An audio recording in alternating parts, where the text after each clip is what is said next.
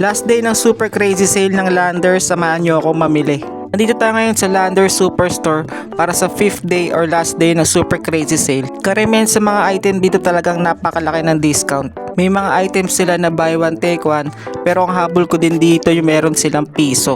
Unang pasok mo pa lang talaga makikita mo kagad yung item na may discount. Mga oras na yan hinahanap ko yung item na piso yung presyo. Basta ang minimum mo sa bill is 1,000, makakuha ka na item na piso.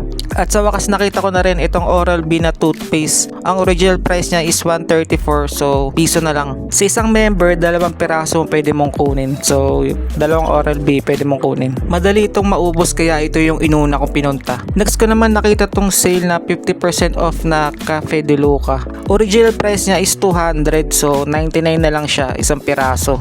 So, napakalaki ng discount. Sa mga hindi nakakalam ko ano to, para lang tong kapatid ng Stico. Next naman, dumayo naman tayo sa sections ng mga pastries. Itong sections na to lagi itong may discount or meron pa buy one take one, lalo na tong malaking cake. Pero yung mga muffins na to or cupcake, wala siyang discount. So ang kinuha ko talaga dyan yung pa buy one take one nila na cake. Yung isang piraso, 391 yung regular price. So meron silang buy one take one. Kukuha ko isang chocolate tsaka isang plain na may halong chocolate. Nadaanan ko tong sections ng mga chocolate katulad ng Crunch, pero hindi siya yung may malaking discount. Pero nakita ko tong Biscoff na cookies. May discount din siya pero nakalimutan ko yung price. May nakita akong ice cream dito. Regular price niya is 140. So may discount siya ng piso. 139 na lang. Nakaka-bad trip. Dumayo naman tayo sa sections ng frozen meat. So nakita ko to Bounty Fresh na gourmet chicken. So sale din siya. So yung isang piraso 185. So meron na siyang 3 flavors niya, pwede yung pagpilian. So sweet rose ang napili ko. Sa halagang 185 pesos meron ko ng isang maliit na buong chicken. Iuwi natin to. So next ko naman nakita tong mozzarella cheese. Ang original price niya is 200 to. So sale na lang siya ng 142. Hindi ko alam, parang pa-export na ata to eh. Pero kukunin pa rin natin to. So dito naman tayo sa sections ng poultry or mga breast chicken or chicken na kahit anong part. At nakita ko itong 4 na malaking chicken breast sa halagang 269. Grabe, ewan ko lang, di mo pa ma-hit protein intake mo. At syempre hindi mawawala ang merong pa free taste dahil PG tayo, kukuha tayo ng hotdog. So break time muna tayo.